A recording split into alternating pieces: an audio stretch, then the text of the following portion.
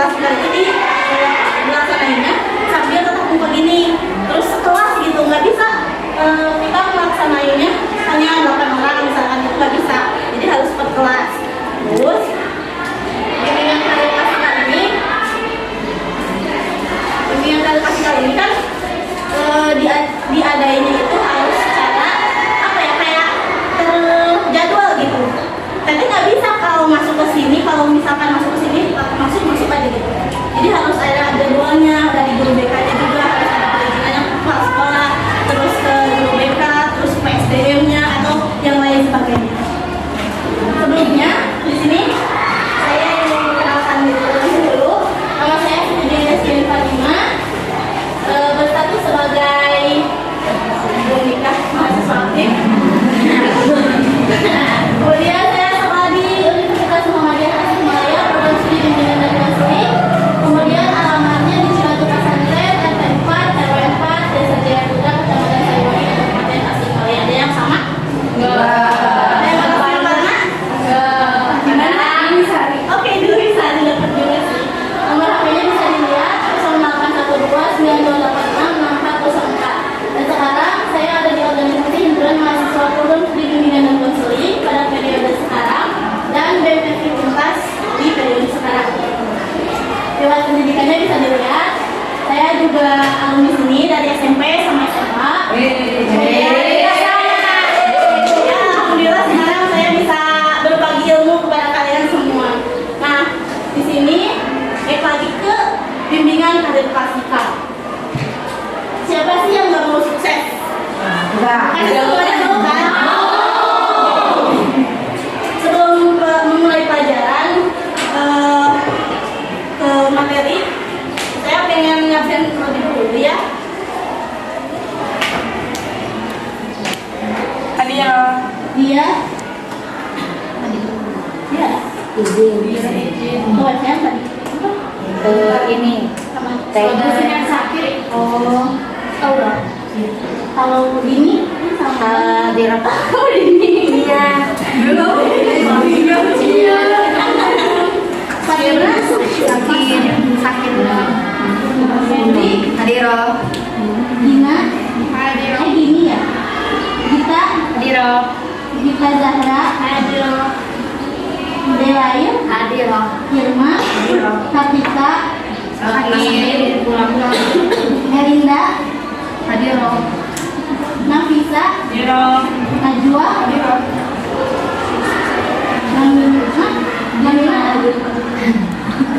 Nanda, Masya, Meza, Najwa, Najwa Kamila, Nia, Hadiro. Nia Wulandari, Pulang. Novita Sari, Hadiro. Rizka, Hadiro. Silvi, Sakit.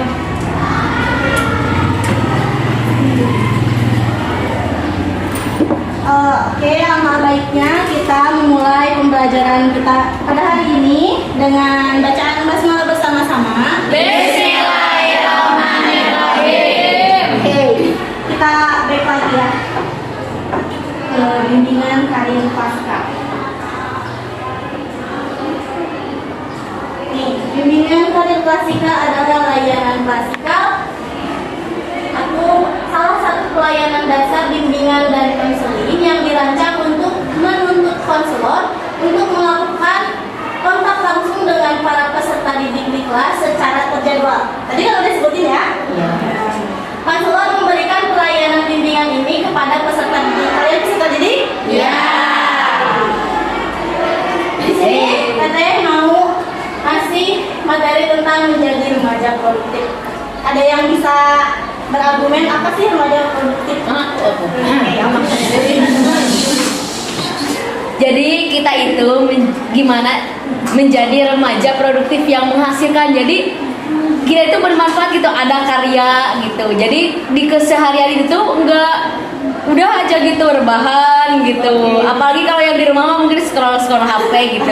Tapi dengan produktif itu menghasilkan karya, bisa editing, bisa kita baca buku gitu atau apalah gitu yang lebih bermanfaat. Oke, good banget. Siapa namanya? Nia Nabi Ranjan. Iya.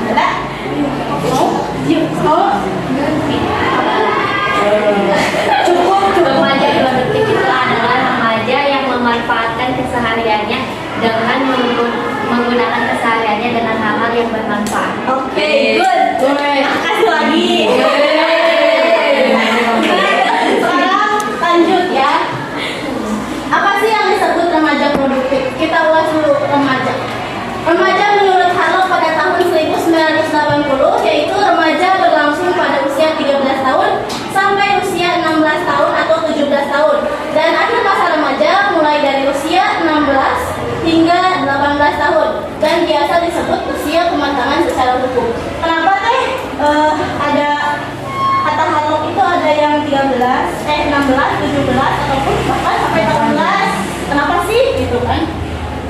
Karena usia kematangan itu dilihat dari berjalannya hormon kita. Hormon kita itu kan beda-beda ya, ada yang baik, ada yang misalnya kurang, bukan buruk sih, tapi kurang gitu kan ya, kurang baik gitu. Jadi dilihatnya dari kematangan hormon kita gitu. Kemudian menurut Sri Rumini dan Siti Sundari pada tahun 2004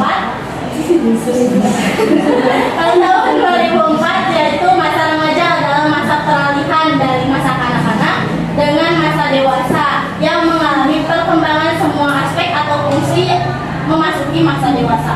Kenapa kata Rumini seperti ini? Karena betul ya gitu, masa remaja ini kita tuh ada masa peralihan dari anak-anak ke dewasa. Jadi kayak antara anak-anak sama dewasa gitu kan masanya seperti itu. Terus di sini juga ada perkembangan aspek dari fungsi. Jadi semua fungsi tubuh kita itu jadi berkembang gitu. Emang fungsinya sekarang pas remaja. Beda lagi sama yang anak-anak atau udah lansia kan. Jadi ada kekurangannya dibandingkan kita sama yang masih bugar-bugar gitu. Nah, terus produktif. Produktif adalah sebuah cara untuk mendapatkan hasil yang diinginkan dengan sedikit waktu dan sedikit usaha. Jadi betul tadi yang dikatain siapa? Yang dikatain dia bahwa kesannya jadi seorang yang remaja produktif itu adalah remaja yang bisa mengisi waktunya dengan baik ya. Intinya seperti itu. Jadi ketika kamu ingin mencoba produktif, itu artinya kamu mencoba untuk mencapai tujuan yang bisa meluangkan waktu secara yang penting-pentingnya aja gitu. Kelihatan gak sih? Kelihatan. Nah, jadi kita simpulkan bahwa remaja produktif adalah remaja yang memaksimalkan waktunya untuk melakukan kegiatan yang bermanfaat.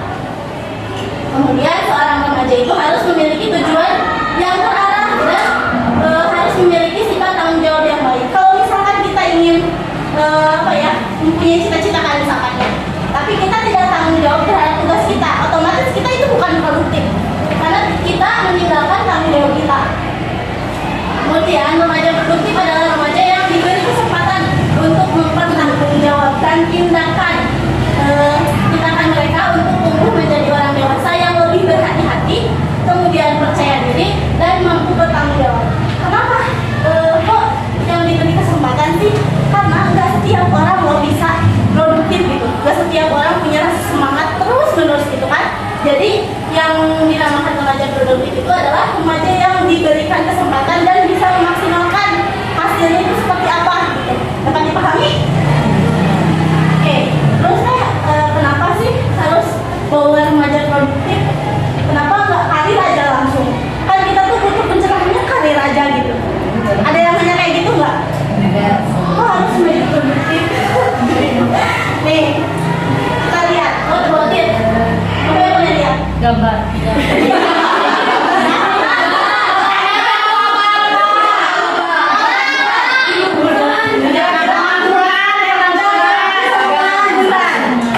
Bisa dilihat sebaran pengangguran di Indonesia. Sekarang 8,75 juta. Sekarang Naik. apa sih yang bisa kita lakukan sebagai remaja, sebagai peserta didik gitu? Apa coba? Belajar. Kemudian Usaha. Mengasah skill. berbanyak skill ya. Bagaimana agar kita mampu menjadi remaja produktif? Ya, di sini. Menjadi remaja produktif, yang pertama kita tahu passion kalian itu apa? Tahu. Kita tahu passion diri kita itu seperti apa. Harus tahu gitu ya. Kita suka ini, kita sukanya menggambar, kita harus menekuni itu gitu. Jangan sampai ketika kita passionnya kita di menggambar atau menyanyi, tapi kita malah melakukan hal yang lain gitu. Kemudian yang kedua, fokuskan diri pada aktivitas akademik dan non akademik. Kenapa sih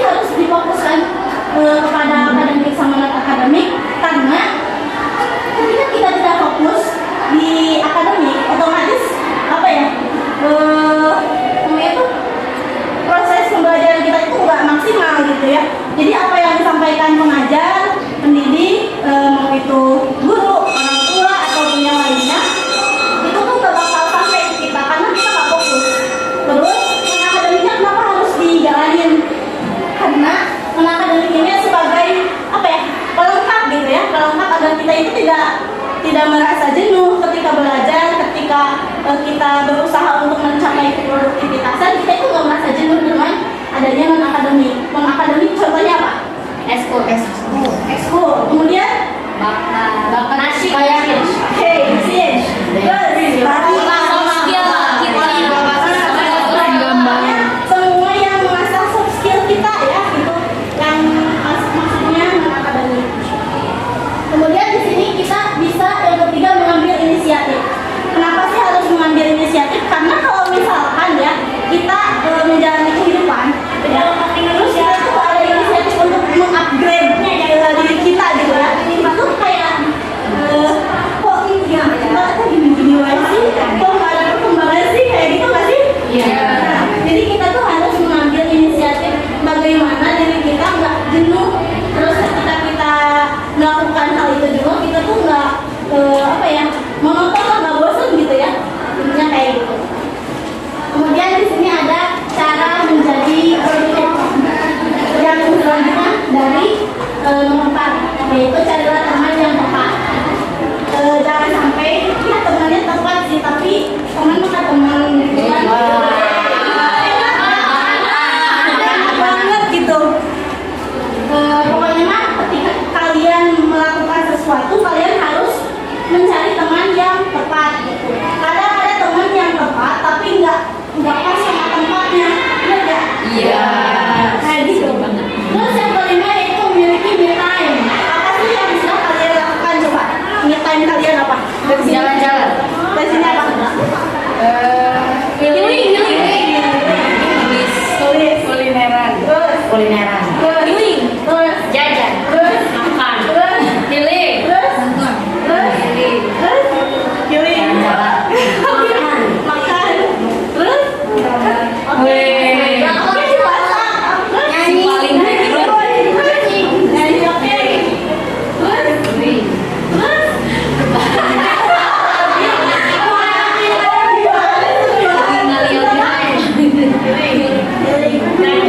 Oke, kebanyakan di sini yang me time-nya itu jalan-jalan, gitu ya. Emang sih kayak jalan-jalan itu kayak mengupgrade pikiran kita yang tadinya kita tuh mumet sama tugas-tugas kita yang tadinya kita tuh jenuh banget. Itu tuh emang kita harus memiliki me time gitu ya, me time. Kemudian yang terakhir ada bersosialisasi. Kalau misalkan kalian sudah cari teman, udah punya me time, terus tadi apa namanya? Pokoknya yang tadi udah disebutkan itu udah komplit aja, tapi kita nggak bersosialisasi. Nah kita tuh kayak apa yang kurang gitu kalau nggak bersosialisasi, karena kalau dari bersosialisasi ini adanya interaksi antara kita. Anak IPS kan pasti tahu lah bersosialisasi kayak gimana ya, pasti apa udah paham gitu ya. Ada yang ingin tanyakan? Apa sih? Nggak tahu passion. Nggak tahu passion? Iya. Gimana kalau misalkan nggak tahu passion gitu? Iya. Kita cari dulu banyak kita tuh apa? Nulis dulu ya gimana kita menjalani kehidupan kita. Kita list dulu apa sih yang sudah lakuin, terus apa sih yang menurut kita tuh membuat kita senang. Setelah membuat kita senang, otomatis dari situ kita bakal tahu ya, kita tuh bakal ngerjain hal itu beberapa kali. Otomatis kita tuh bisa menentukan gitu ya, menentukan bahwa itu kayaknya passion kita deh. Nanti nggak? Ya. Jadi nulis dulu gitu, nulis dulu apa yang kita lakuin. Kemudian di sini ada faktor yang mempengaruhi keproduktivitasan.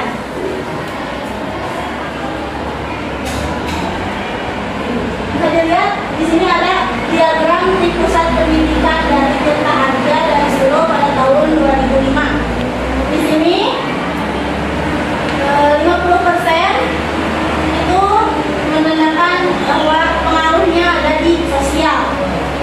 Kemudian 30% ada di keluarga dan 20%-nya itu ada di pendidikan. Kenapa sih diagramnya kayak gini? Kenapa nggak keluarga yang gede?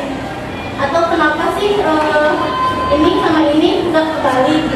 Karena di sini kita bisa lihat ya, kalau misalkan kita berinteraksi sama teman-teman kita, atau misalkan masyarakat yang ada di lingkup pesantren ada ya, masyarakat nanti kan di sini tuh ada norma ya, ada peraturan. Mungkin kalian juga kan di sini banyak lah ya, makin banyak peraturan-peraturan yang mungkin beda sama kalian dulu gitu kan. Nah dari berjalannya norma otomatis kalian itu kayak sefrekuensi nih gitu kan. Kita tuh sama teman kita tuh sama masyarakat yang ada di lingkungan kita. Otomatis nanti di sananya ada interaksi. Nah interaksi ini yang mendorong pengaruh ke produktivitasan kita. Gimana kita menjalani kegiatan-kegiatan kita misalkan di sekolah. Kayak kalian kan kalau di luar ya, kalau lihat kemudian udah dikit-dikit ya ada gini gitu. Kan kalian beda, otomatis kan itu karena ada norma. Kalian juga produktivitasannya kayak ke bawah gitu, ke bawah sama lingkungan kalian. Kemudian di sini ada dari keluarga.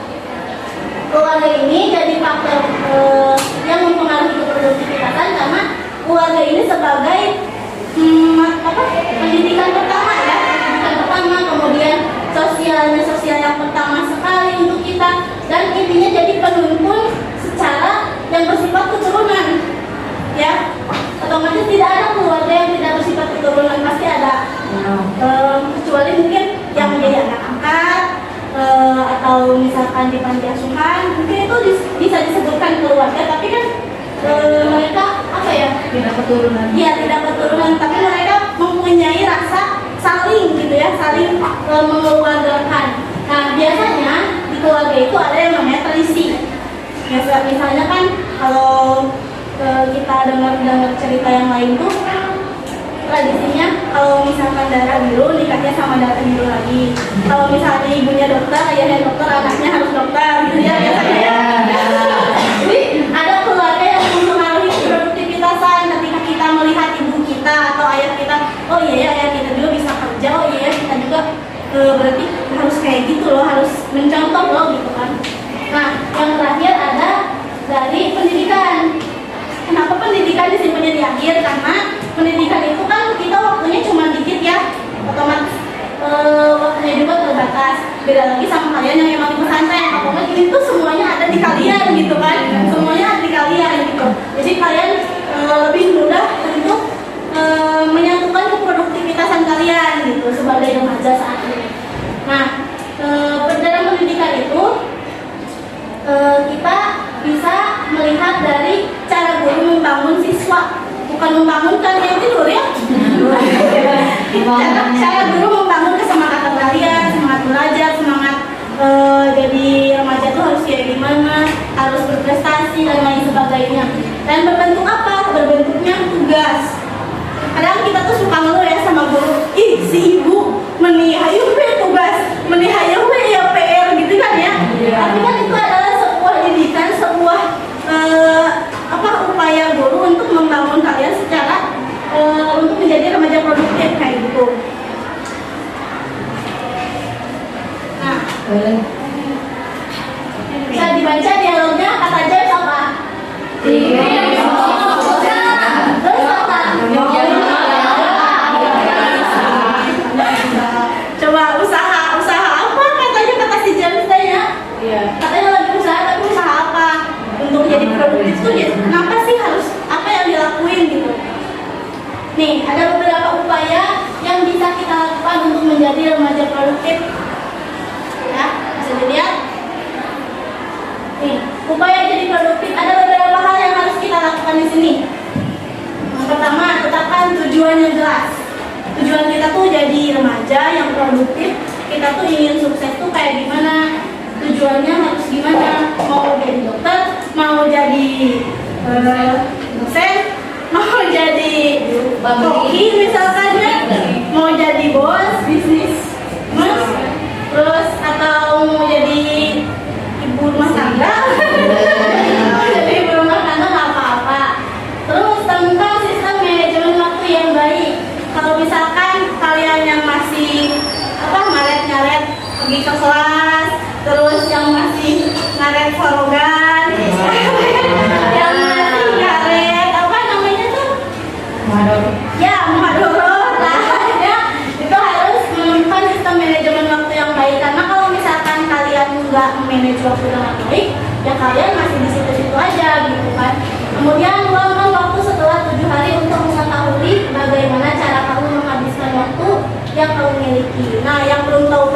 tadi kata teteh apa harus meluangkan waktu untuk mencatat, kayak merefleksikan kembali, oh dari pas hari Senin itu aku tuh ngerjain ini, Selasa ngerjain ini, terus sehari selanjutnya ngerjain ini, kayak evaluasi aja, evaluasi diri gitu kan.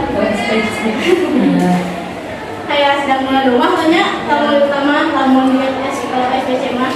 Terus hilangkan kebiasaan buruk yang di sini masih terbahan. Yang masih mau rebahan terus, yang masih mau jalan-jalan wae setiap harinya, emang boleh sih me time, tapi nggak boleh sampai jalan-jalan terusnya tiap hari. Me time setiap hari gitu nggak boleh. Kemudian sering beristirahat saat bekerja. Nah, kok Allah jangan kudu produktif tapi kudu sering beristirahat di kumaha cenah gitu. Aya nu ngaroskeun kitunya biasana. Maksudnya dari sini tuh kita tuh produktif, misalkan belajar nih ya, belajar. Jadi dalam 1 jam pelajaran itu kan biasanya 40 menit. Nah, dari 40 menit itu kita harus bisa menyisihkan waktu untuk kita istirahat, misalkan 15 menit sekali kita istirahat. Jadi ada waktu di mana kita merefleksikan pikiran kita gitu, jangan sampai kita belajar terus-terusan. Tapi kan nantinya biasanya kita stres ya kalau misalkan nggak kayak gitu. Terus ada meditasi atau olahraga setiap hari, meskipun di sini nggak bisa setiap hari, tapi mungkin kita kan seminggu 2 kali gitu kan, atau ada yang dengan jalan-jalan, kalau sore-sore kan jalan-jalan itu juga sama olahraga gitu kan.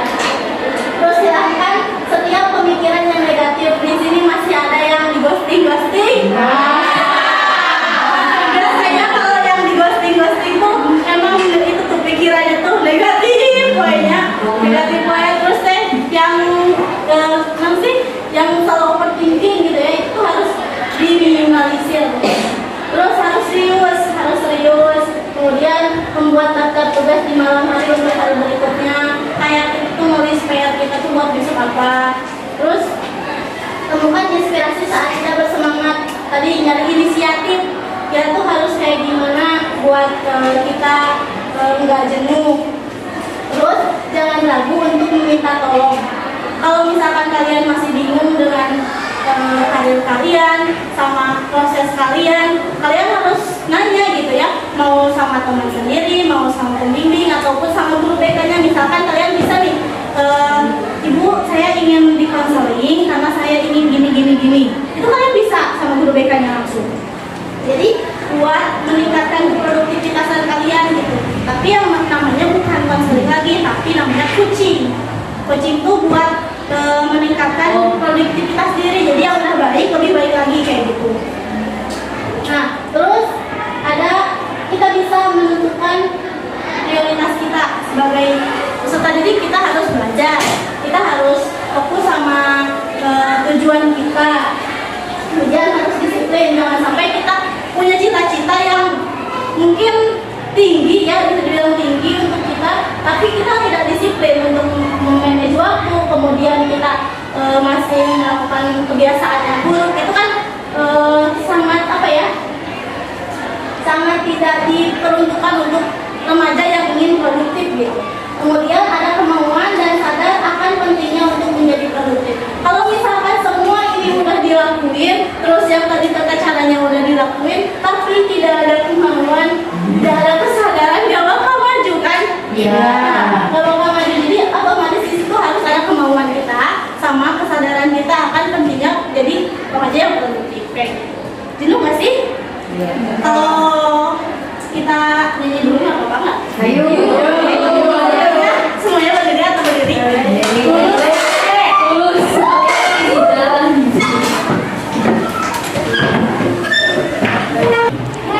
Tapi saya bunyikan, tapi pakai gerakan.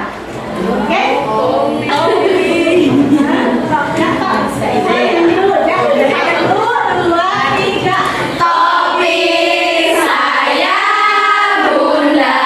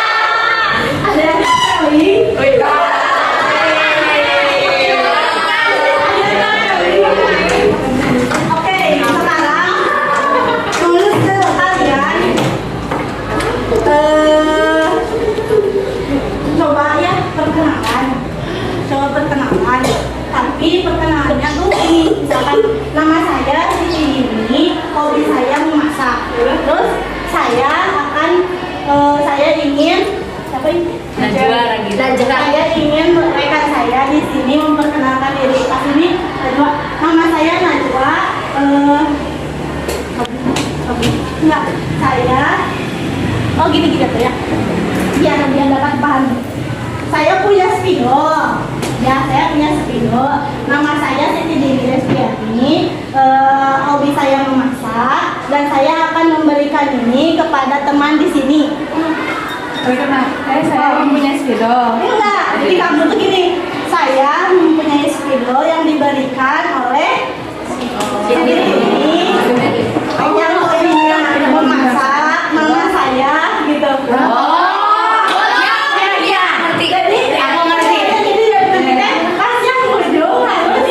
Menyebutkan semuanya.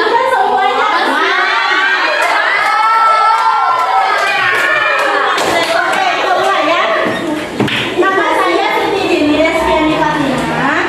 Hobi saya menyanyi. Saya akan memberikan spidol ini kepada rekan saya. Saya memiliki spidol dari rekan saya Siti. Nama saya Najwa Ragita Sabila. Hobinya apa? Hobinya apa? Oh, hobi saya bernyanyi. Oh ya, hobi pasti memasak. Bernyanyi. Nama saya Najwa Ragita Sabila. Hobi saya bernyanyi. Saya akan memberikan spidol ini kepada rekan saya. Boleh ya, Najwa. Saya telah diberi spidol oleh Najwa Ragida dengan saya telah dari sini. Oh, Sini. Enggak. iya. Saya telah diberi spidol oleh Najwa Ragida dan dia telah mendapatkannya dari Kak Siti Dini yang hobinya memasak dan yang terakhir yang memberikan spidol ini kepada saya adalah Najwa Ragida dengan hobi bernyanyi. Perkenalkan nama saya Nyandra Ajani dengan hobi menulis. Saya akan memberikan ini kepada Ida Ayu. Saya mendapatkan spidol ini dari rekan saya yang bernama Siti Dini yang hobinya menyanyi dan diberikan kepada Najwa Ragida yang hobinya memasak dan diberikan kepada Nia Namira yang hobinya menulis dan nama saya Ida Lail yang hobinya make up. Dan saya akan memberikan spidol ini kepada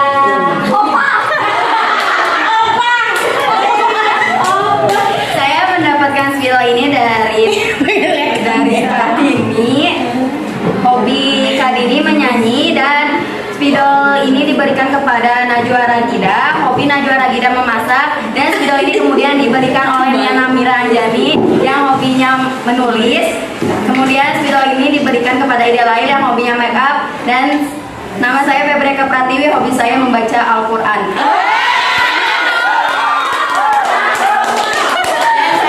Memberikan spidol ini kepada Rizka.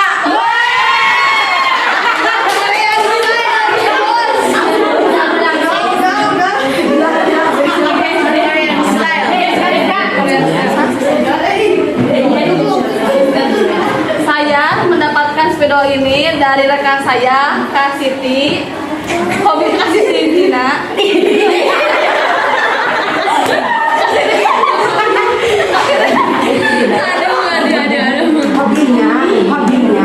Hobinya bernyanyi dan diberikan kepada Najwa Ragida yang hobinya memasak, diberikan kepada Nia Namira yang hobinya menulis, diberikan kepada Ida Lail yang hobinya make up, diberikan kepada Febri yang hobinya membaca Al-Quran. Perkenalkan, nama saya Rizka Mukliha. Yang hobi saya healing.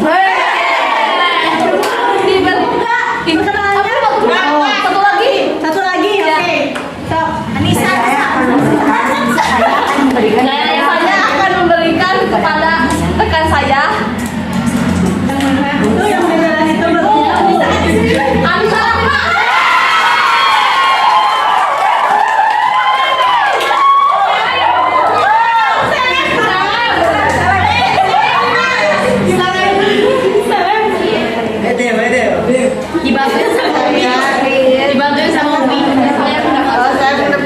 kali ini dari rekan saya yang iya tes Siti Dina Dini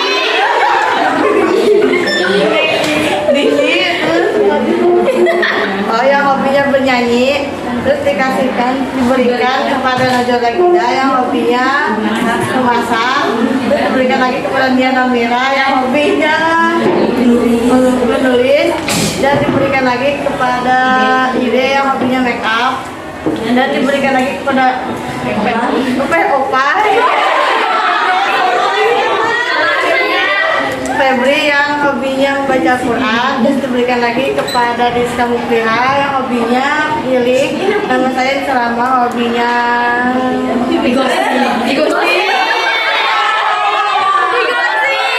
jalan-jalan. Oke cukup ya. Kalian boleh dulu kembali. Udah semangat lagi. Semangat lagi. Oke, untuk mencapai produktivitas kita bisa lihat nih. Ada dari Henry Ford bahwa resep kehidupan yang sukses adalah menemukan tujuan hidup dan kemudian menjalaninya. Oke, bisa di note semuanya. Ini buat pegangan kalian. Resep kehidupan yang sukses adalah menemukan tujuan hidup dan kemudian menjalaninya.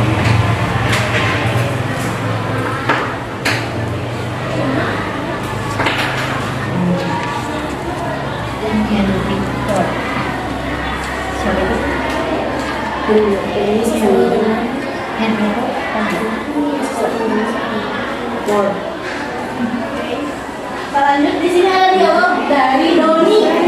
Terus apa hubungannya produktivitas kalian mas? Katanya kata Jody bentar. Boleh jelasin ya kata Jody nih.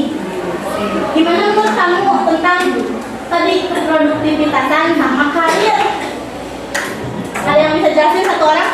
Iya. Besok yang lain enggak. Yang lain kan udah. Bisa. Namina Kaila bisa. Iya, Namina Kaila. Namina Kaila. Sok Dew, speak up Dew. Ada ngomong dong. Apa? Hubungannya karir sama produktivitas. Nah, kalau kita nggak produktif, karir kita mau gimana? Kan kalau kita bisa produktif, kita mau memanfaatkan waktu dengan sebaik-baiknya. Otomatis kita juga bisa menggunakan waktu itu dengan sebaik-baik. Sekarang kalau nggak produktivitas itu kalian gak bakal lancar. Oke, mulai. Coba pikir ya dari sini. Kita harus mempersiapkan 3 hal ini. Good mindset, good action, sama good job. Kenapa sih harus ada 3 ini? Karena ketika kita mempunyai good mindset, otomatis kita tuh punya pemikiran cara kita untuk berproses. Ya betul. Jadi bagaimana cara untuk mencapai tujuan kita. Kemudian ada good action. Kita kalau misalkan mengerjakan sesuatu harus fokus. Karena kalau misalkan nanti fokus, otomatis kita tuh kerjaan kita tuh bakal kelihatan sama lingkungan kita. Bukan berarti kita ingin dilihat dari tulisan orang lain, tapi good action kita ini menunjukkan bahwa kita itu bertanggung jawab atas tugas kita. Kemudian yang terakhir good job. Dari good mindset sama good action nanti akan ada yang namanya good job yang menghasilkan prestasi kita. Udah misalkan ketika kita mindsetnya kita mau contohnya mau pidato, tujuannya mau pidato, berarti pidato kita tuh harus kayak gini. Terus nanti fokusnya kita harus apa? Latihan terus latihan sampai sosialisasi kita, sampai cara berkata kita lancar gitu kan. Nanti ada prestasi ketika kita lancar, ketika kita bisa melaksanakan hal tersebut, otomatis nanti kita akan juara, misalkan ya juara. Tapi ketika kita sudah mempunyai prestasi, kita juga harus mempunyai evaluasi. Apa sih yang menjadi kekurangan kita ketika kita menjalani proses tersebut kayak gitu. Nah, sebelumnya kita udah selesai ya ini. Kita punya kayak penggalan. Kalau misalkan saya sebut sukses, kalian good mindset, good action, good job gitu ya. Yes. Terakhir oke, 1, 2, 3, sukses, Good mindset, good action, good job. Oke, di sini dari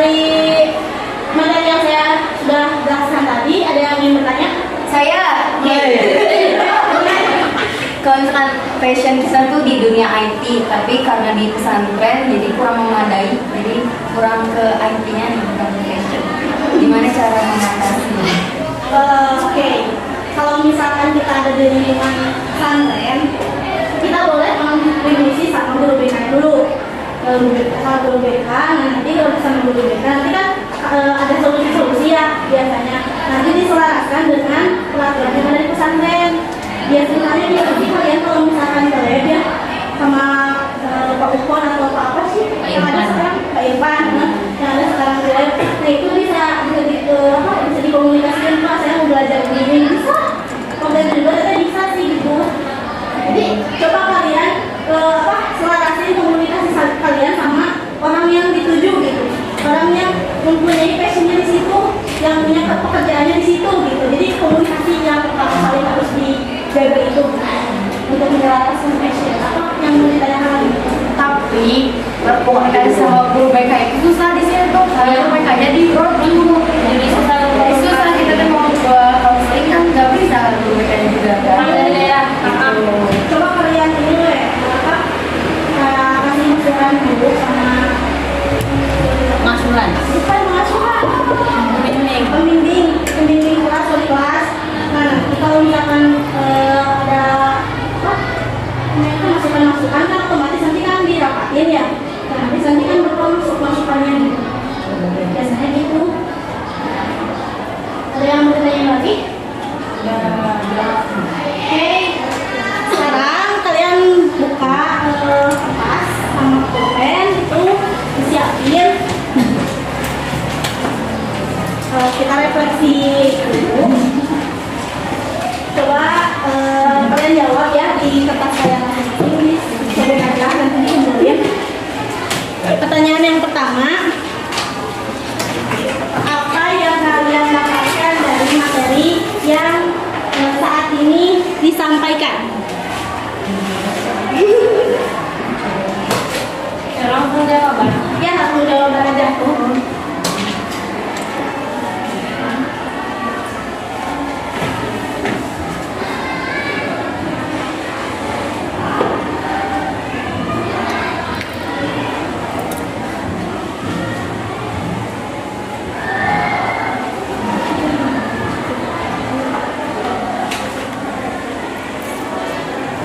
Dah? Apa tujuan kalian setelah bubar dari bimbingan karir pratika?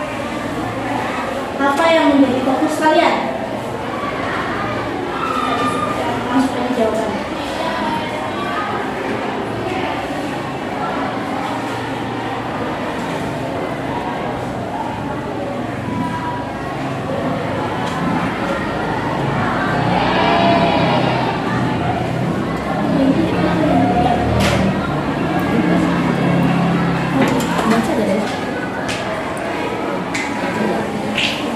Udah? Tujuan? Sekarang coba tuliskan cara kalian untuk menggapai hal tersebut. Prosesnya gimana?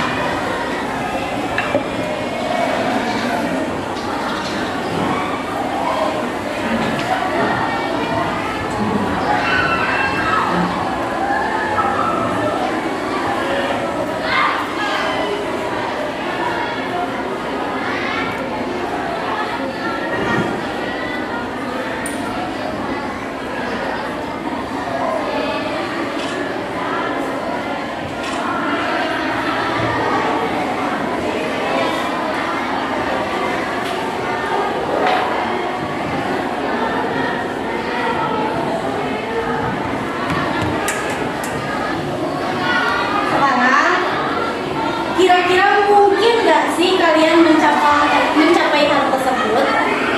Mungkin enggak, ya atau tidak. Kemudian alasannya kenapa kita bisa atau kenapa kita nggak bisa.